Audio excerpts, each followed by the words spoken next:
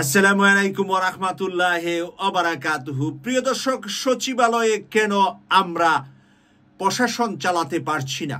প্রশাসনে কি শুধু হাত বদল হয়েছে, নাকি চরিত্রবান মানুষরা প্রশাসনে আছে? এই মুহূর্তে আমরা আমাদের সকলের কাছে উন্মোচন করলেন ডাক্তার পিনাকি ভট্টাচার্য তার একটি ভিডিও বার্তায়। কি হচ্ছে সচিবালয়ে, কার হাত বদল করে কে এখন লুপাট করছে দেশের সম্পদ, সেই বিষয় নিয়ে ওনার একটি মন্তব্য আপনাদের সামনে তুলে ধরব। এরই মাঝে আমি আমার বিশ্লেষণটাও যুক্ত করব আপনাদের সাথে। কিছু অফিসারের প্রকৃত মান এবং আসল চেহারা।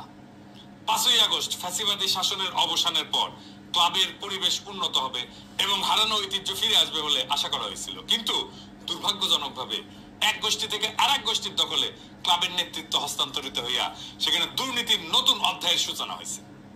বর্তমানে এবিএম আব্দুল সাত্তারের নেতৃত্বে ক্লাবটা অনিয়ম এবং বেআইনি কর্মকাণ্ডের কেন্দ্রে পরিণত হয়েছে। জনাব সাত্তার 82 ব্যাচের প্রশাসনিক কর্মকর্তা, যিনি বিএনপি চেয়ারপারসন বেগম খালেদা জিয়ার একান্ত সচিব ছিলেন।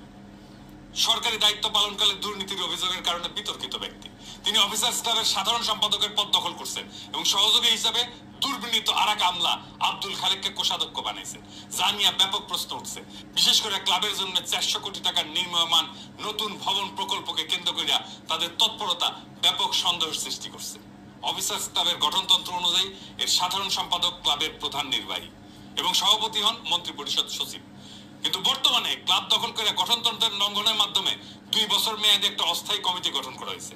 এহেন পরিস্থিতিতে সাত্তার খালেক গংদের সাথে মন্ত্রী পরিষদ সচিব শেখ আব্দুর রশিদ এবং প্রধান উপদেষ্টার মুখ্য সচিব সিরাজউদ্দিন সাথীর মতো খ্যাতিমান, সজ্জন এবং শ্রদ্ধাভাজন অফিসাররা কিভাবে সংযুক্ত থাকেন এটা আমাদের বোধগম্য না। বিশেষ করে সাথী ভাইয়ের সংযুক্ত। প্রিয় দর্শক, আমরা এতক্ষণ পর্যন্ত পিনাকি ভট্টাচার্যের কাছ থেকে যে কথাগুলো শুনলাম, সেই কথা থেকে বুঝতে পারলাম যে অফিসার্স ক্লাব নামক একটি ক্লাব আছে।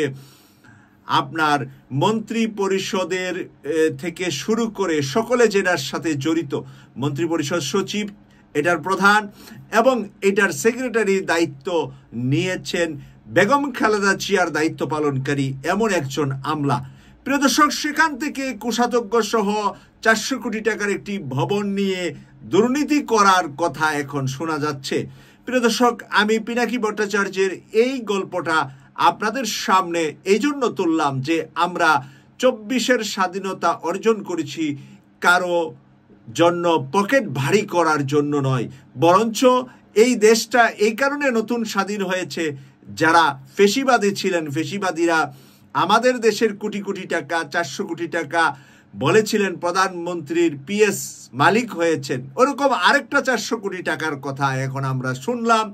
আমলাদের জন্য ভবন, মানে তাদের ক্লাবের ভবন তৈরির জন্য 400 কোটি টাকা। এই মুহূর্তে বাংলাদেশের মানুষ যখন অন্ন, বস্ত্র, বাসস্থান, শিক্ষা, চিকিৎসার মতন মৌলিক জিনিসের অভাবে মানুষ হিমশিম খাচ্ছে, সবজি বাজারে গিয়ে সবজি কিনতে পারছে না সাধারণ মানুষ, তখন দেশের টাকা খরচ করে, কার 400 কোটি টাকা খরচ করে তারা ক্লাবের নতুন ভবন বানাবেন? এই প্রশ্নটা আমি পিনাকি ভট্টাচার্যের পাশাপাশি আপনাদের কাছে রাখলাম। আপনারা আপনাদের বিবেক দিয়ে বিবেচনা করুন, তাহলে দেশের কল্যাণের জন্য কারা কাজ করছে, যারা শহীদ হয়েছে, যারা রক্ত দিয়েছে, যারা জীবন দিয়েছে রাস্তায়, তাদের সাথে কি আমরা কোনো বেইমানি করছি কিনা? টেন্ডার অনুমোদন আটকে থাকা বিলের অর্থসাৎ এবং বালু পাথর উত্তোলন সহ নানা বিষয়ের তদবির নিয়ে রাজধানীর অফিসার্স ক্লাবে এক সরব তদবিরের হাট বসছে, যেখানে দালালদের অবাধ আনাগোনা লক্ষ্য করা যাচ্ছে।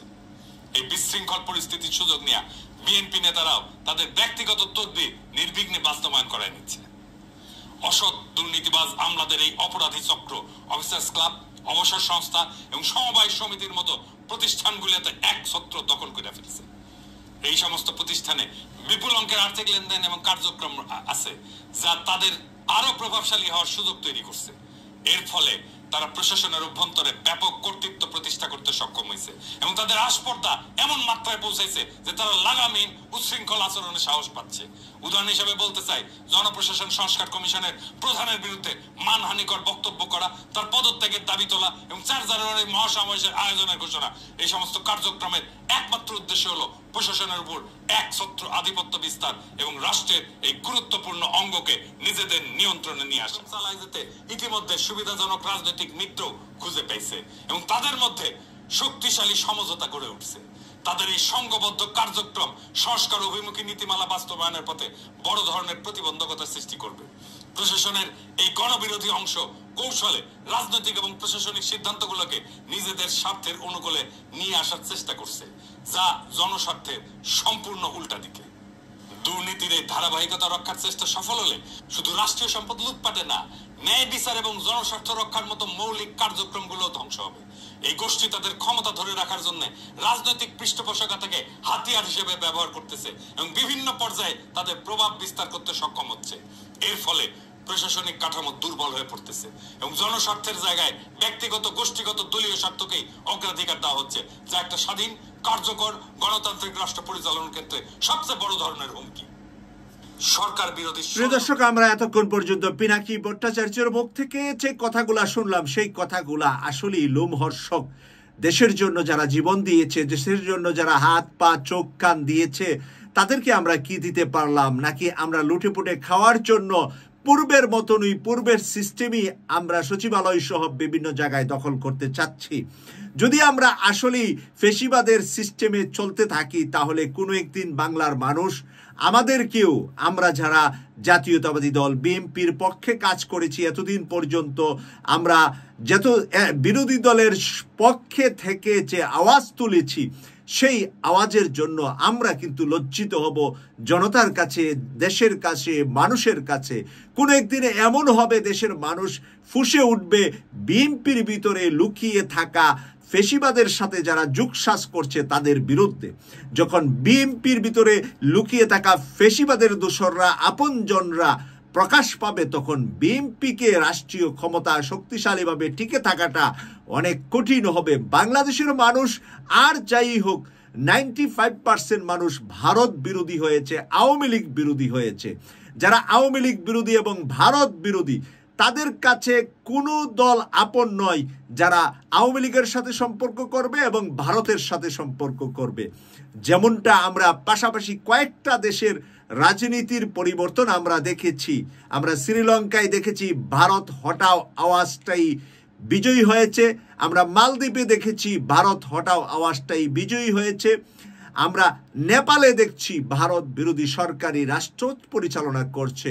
তাই আমরাও তো সেরকমই ভারতের প্রতিবেশী। আর আফগানিস্তান, পাকিস্তানের তো নামই ভারতের জন্য নেওয়া দরকার নাই, কারণ তারা তো ভারতের চির দুশ্মন হিসাবে আছেই। তো বাংলাদেশের মানুষ কিন্তু ভারতের দুশ্মন হয়ে দাঁড়িয়েছে এই কারণে যে আওয়ামী লীগের কাঁধে লাঠি রেখে ভারত বাংলাদেশটাকে বুক করতেছিলেন। আমাদেরকে কলার ছিলা দিয়ে ওরা কলাগুলা খেয়ে ফেলতেছিলেন।